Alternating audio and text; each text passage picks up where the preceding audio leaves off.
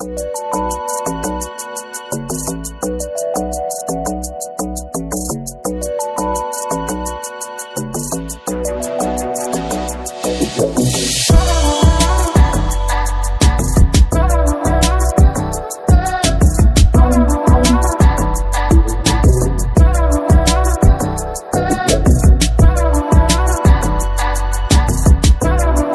गई है वो आर्य रुग्णालय है, जो आर्य कॉलोनी में एक ही हॉस्पिटल है और वो हॉस्पिटल सिर्फ 50 साल पुराना है। वो दूध वालों के लिए चालू की गई थी, लेकिन यहाँ पे अभी 4.5 लाख की आबादी है आर्य कॉलोनी के अंदर और एक ही हॉस्पिटल है और वहाँ से आने जाने के लिए रोड पे एक्सीडेंट होता है। यहाँ पे तेंदुए की बहुत सारी प्रॉब्लम्स हैं।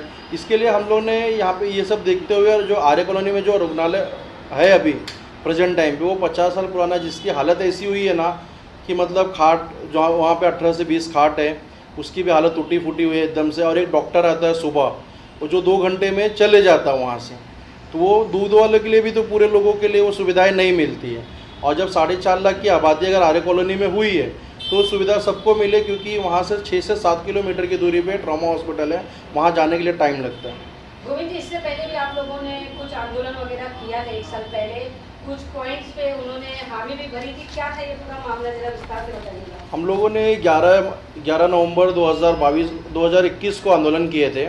वहाँ पे भी आमरण उपोषण नहीं किया था, लेकिन वहाँ के जो सीईओ थे उन्होंने आके हम लोग को उठाया था। वहाँ की जो सीनियर पीआई थी ज्योति देसाई, उन्होंने आंदोलन तोड़वाया था। 6 मुद्दे हम लोगों ने दिया था उनको, जो हमारे ये 6 मुद्दे हैं। पहला मुद्दा है आर्य रुग्णालय पूरी तरह से 24 घंटे चालू करें। दूसरा है रुग्णालय को महानगर पालिका की देखरेख में करे और महाराष्ट्र सरकार ही चलाए और ये जल्द से जल्द ये सेवाएं चालू करे। तीसरी, आर्य रुग्णालय हर तरह की मशीनरी हो, जैसे sonography machine, X-ray machine, MRI machine, ambulance इत्यादि मशीनरी यहाँ पे उपलब्ध हो। चौथी जो थी, आर्य रुग्णालय में कोई भी समस्या हो वहाँ की जनता के लिए नया हॉस्पिटल बनाए या महाराष्ट्र सरकार द्वारा यही हॉस्पिटल को बनाकर वापस अच्छी तरह से चालू करे।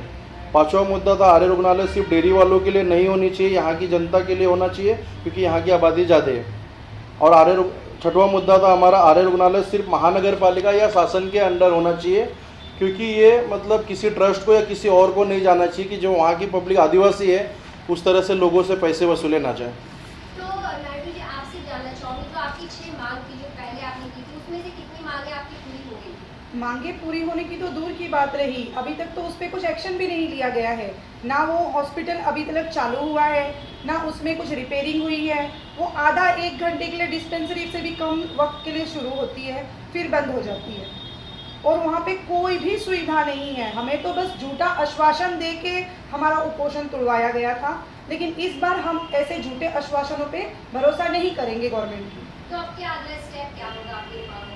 अब हम 9 जनवरी को उपोषण करेंगे आज़ाद मैदान में और किसी के झूठे आश्वासनों पे नहीं उठेंगे। आपने कुछ मुद्दा उठाया था कि जानवरों के जो अस्पताल है वहाँ शुरू हो रहे हैं, लेकिन इंसानों को देखा नहीं जा रहा है। हाँ, हाईवे के पास एक वनराई के बाजू में जानवरों के डॉक्टर और डॉक्टरों का भी मतलब डेवलपमेंट अच्छी तरीके से चल रहा है और हॉस्पिटल भी अच्छे बन रहे हैं। मतलब इंसान की वैल्यू कुत्ते बिल्लियों से भी घट गई है। आर्य के शासन और प्रशासन का ऐसा चेहरा हमें दिखाई दे रहा है। आपने कभी वहाँ के नगर सेवक या एमएलए हो या एमपी हो, वहाँ के जिनके क्षेत्र में ये आता है, कभी उनसे मुलाकात की, अपने बारे में बताया अपनी जो समस्या है? मुलाकात करने के लिए हम 3-4 बार गए थे उनके ऑफिस पे, लेकिन जनता त्रस्त और नेताजी मस्त, इससे ज़्यादा तो कुछ नहीं हमें आता है। तो आज़ाद मैदान में गोविंद जी आप जा रहे हैं, तो कितनी संख्या होगी और लगता है जनता परेशान है, तो क्या संख्या होगी जो आपके साथ आज़ाद मैदान में पहुंचेगी? देखो, आज़ाद मैदान में जाने का हमारा जो मकसद, हमने इससे पहले 1 साल पहले आंदोलन किया था। उन्होंने हमें 6 महीने का टाइम दिया था, हमने उनको 1 साल दिया और 1 साल के बाद हमने लेटर डिस्पैच किया। यहाँ भी नए जो मुख्यमंत्री साहब आए हैं, अच्छा काम करे, उनको भी हमने लेटर दिया। 1.5 महीना हो गया, लेकिन हमें कोई रिजल्ट नहीं मिला। और जो आज़ाद मैदान जा रहे हैं, हम लोग ज़्यादा संख्या में होंगे, लेकिन यहाँ पे पुलिस वालों का कहना है कि कोरोना बढ़ रहा है, बहुत सारी चीज़ें बढ़ रही। तो हम लोग इससे पहले भी जो आंदोलन किए थे वो कोरोना के टाइम पे ही किए थे। तो चाहे हमारी संख्या चाहे 4 की होगी या 400 की होगी, हम लोग आंदोलन करेंगे और जनता के लिए मतलब जो भी चीज़ें वो रिजल्ट लेकर आएंगे। तो गोविंद जी, आपने इतनी सारी समस्याएं बताई, क्या लग रहा है इन समस्याओं से कितनी जनता है जिनको इन समस्याओं का सामना करना पड़ रहा है? देखो, वहाँ पे कम से कम तकरीबन 4.5 से 5 लाख की पब्लिक है और वहाँ पे एक आमदार है, एक खासदार है, 2 नगर सेवक है। वहाँ पे वोट मांगते, सब वोटर्स भी है, वहाँ पे वो वोटों की भीख मांगने आते हैं, लेकिन आज जनता के लिए कोई काम नहीं करना है उनको। क्या लगता है, अब आपने मुख्यमंत्री से भी बात कर ली, आपने सबसे मदद मांगी, अब किससे आपकी आशा है कि जो आपकी जो समस्या है वो सुन सकते हैं? देखो ये हमने अभी तो सबको लेटर डिस्पैच किया है, मुख्यमंत्री साहब को, उप मुख्यमंत्री को और ये तानाजी सावंत को जो हमारे मतलब हेल्थ मिनिस्टर है। अभी उनका काम है, अभी हम अगर वो नहीं कर रहे तो हमारा काम है कि भाई आंदोलन करना और उन्हें जगाना। आएंगे फिर वहाँ पे, अब उस तरह से हम बात करेंगे उनसे फिर। तो आपकी क्या कितनी मांगे होंगी जिन मांगों को लेकर आप 9 को आंदोलन करने वाले हैं? उससे पहले आपकी मांग ली जाती है तो क्या ये आंदोलन नहीं होगा? अगर हमारी मांग, आज प्रेस कॉन्फ्रेंस का भी मकसद यही रहा है कि अगर हमारी मांग पूरी होती है तो हमें प्रेस कॉन्फ्रेंस करने की या फिर आंदोलन करने की कोई ज़रूरत नहीं है। तो क्या क्या आपकी मांग है सरकार से? हमारी 6 मांगे हैं। जो हॉस्पिटल पूरी तरह से बनाया जाए और पब्लिक सेवा के लिए हो, दूसरा, और उसके बाद वो किसी ट्रस्ट को ना दिया जाए, वहाँ की जनता के लिए हो, महानगर पालिका या शासन के अंदर हो। और उसके बाद यहाँ पे मतलब, और यहाँ पे जो हमारी मशीनरी है, sonography machine, X-ray machine, ambulance इत्यादि चीज़ों की वहाँ पे पूरी तरह से उपलब्ध हो। आर्य रुग्णालय में कोई भी समस्या हो, दूध वालों के लिए ना हो, सिर्फ वहाँ की जनता के लिए, जैसे वोट मांगते हैं वहाँ की 4.5 लाख पब्लिक के लिए वो हॉस्पिटल हो। और आर्य रुग्णालय में सिर्फ आर्य रुग्णालय महानगर पालिका में कोई ट्रस्ट को ना दिया जाए। राजीव जी, आप ये जो जनता की समस्या को लेकर लड़ाई लड़ रही है, क्यों, आपकी क्या मकसद है इस लड़ाई को लड़ने के पीछे? जहाँ तक का मुझे पता है, हम एक एनजीओ के लिए काम करते हैं और हमारा काम ही सोशल वर्क है। इससे हमारा कोई लालच नहीं है, हम सिर्फ जनता की सेवा में खड़े हैं। जो जनता खुल के बोल नहीं सकती, जिनके आवाज़ दबा दिए जाते हैं, सुन के अनसुना कहा जाता है, उन लोगों के लिए हम खड़े हैं। हमें वहाँ पे हॉस्पिटल बना के इसलिए चाहिए क्योंकि वहाँ से बहुत गौर से गरीब लोग हैं। कितने लोगों के घर पे लाइट नहीं है, रहते वो लोग 30 साल 50 साल, ऐसे जूने लोग हैं, लेकिन उनके घर पे लाइटों की भी सुविधा नहीं है। तो वो जनता क्या लोगों के सामने अगर बात करनी हो तो क्या वो अपनी समस्या को रखने के लिए तैयार है? वहाँ की जनता खड़ी होगी ज़रूर। अगर नायडू जी ये जानना चाहेंगे, जब आप वहाँ पे सर्वे कर रहे थे तो जंगली जानवर का जो हमेशा से रहा है कि वहाँ पे खौफ रहा है, तो ऐसे में जब जानवर वहाँ पर अटैक करते हैं तो ऐसे लोगों को अस्पताल के लिए सबसे पहली सुविधा क्या मिलती है? उनको अस्पताल के लिए कोई सुविधा नहीं मिलती। लेट नाइट हो या शाम के टाइम पे भी बहुत बच्चों को चिता पकड़ा है। कुछ बच्चे, मैं भी वहीं पे रहती हूँ, मैं भी वहीं की रहीवासी हूँ, तो मुझे वहाँ के लोगों को देखने में मतलब ये नहीं है कि मुझे उनके ऊपर रिसर्च करना पड़ेगा।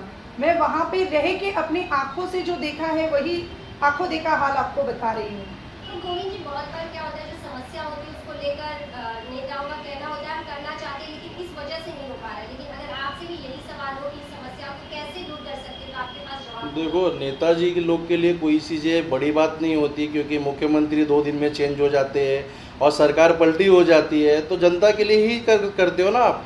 तो उस जनता की जो समस्या है वो आपको हल करना चाहिए। और जब वहाँ पे आप वोट मांग सकते हो, 4.5 लाख की पब्लिक आबादी वहाँ पे बस जाती है, आप बोलते हो वो वन विभाग है, वहाँ पे 4.5 लाख की पब्लिक, वहाँ पे SEO है, एक पुलिस स्टेशन है, वहाँ पे लोग 4.5 लाख की आबादी होने के बावजूद अगर एक हॉस्पिटल दिए हो आप, तो उस हॉस्पिटल को सिर्फ दिखाने के लिए तो गवर्नमेंट से पूरी चीज़ें वहाँ पे पास हुई है, वहाँ पे बेड है, हॉस्पिटल बड़ा है, डॉक्टर भी आता है, तो पूरी तरह से बंद कर दो। हमने तो इससे पहले भी SEO को बोला था, अगर आप उस समस्या को हल नहीं कर सकते तो हमें हमारी NGO को दे दो, हम फ्री में वहाँ पे हॉस्पिटल चालू करेंगे, हमें जगह दे दो। अभी तक आपके एनजीओ ने क्या क्या काम किया जनता के लिए? हमारी NGO ने लॉकडाउन के अंदर जो 93 डेज पर डे खाना दिया था, मुंबई में, थाने में और भाईंदर में, और विधवा विवाह के लिए हम लोग कंटिन्यू मतलब काम कर रहे हैं। और हमारी सबसे बड़ी जो चीज़ें हैं वो लावारिस बॉडी पे हम लोग काम करते हैं, क्योंकि महाराष्ट्र में कहीं से भी लोग आते हैं, ऑल ओवर इंडिया से लोग आते हैं, जिसकी डेथ हो जाती है तो उनके घर वाले या कोई उनको पूछने वाला नहीं होता है, तो हमारी संस्था उन्हें ले जाती है और उनकी अंतिम क्रिया जो भी कास्ट से होते हैं उस तरह से हम लोग उनकी अंतिम क्रिया करते हैं और उनकी फैमिली तक पहुँचते हैं। और उनकी फैमिली में भी कोई प्रॉब्लम हो तो उनकी सुविधाएँ हम लोग उनके तक पहुँचाते हैं। तो 9 जनवरी को जो आप आंदोलन पोषण करने वाले हैं उसके लिए किस तरीके की तैयारी होगी और कहाँ से लोग जुड़ेंगे आपके साथ? देखो, हमारे यहाँ से पालघर के लोग हैं, थाना के हैं, गोरेगांव के हैं, मुंबई के, घाटकोपर के, और दूर से भी लोग आ सकते हैं। लेकिन वहाँ पे पुलिस वालों ने जिस तरह से हम लोग को बोला है कि 50 से ज़्यादा लोग नहीं लाना, फिर भी हमारी कोशिश होगी कि हम लोग 100-150 लोग तक लेके आएंगे। और आपको लगता है कि इस तरीके से अनशन करने से आपकी मांग पूरी होगी? अनशन जब तक अगर चालू रहेगा जब तक हमारी मांगें पूरी नहीं होगी तब तक हम लोग अनशन तो तोड़ेंगे नहीं। और अगर वापस कोई आश्वासन झूठा दिया गया तो फिर मंत्रालय का घेराव करना बाकी रहेगा। कुछ अपील करना चाहते हैं लोगों से? आरे की जनता से बस इतनी अपील करना चाहेंगे हम कि खुल के सामने आए। जितना बुरी बात है अत्याचार सहना उतना ही करना है, इसलिए सबको एक साथ आके इस हॉस्पिटल को चालू करने में खड़े रहना चाहिए हमारे संस्था के साथ। बस मेरा इतना ही जनता से कहना है।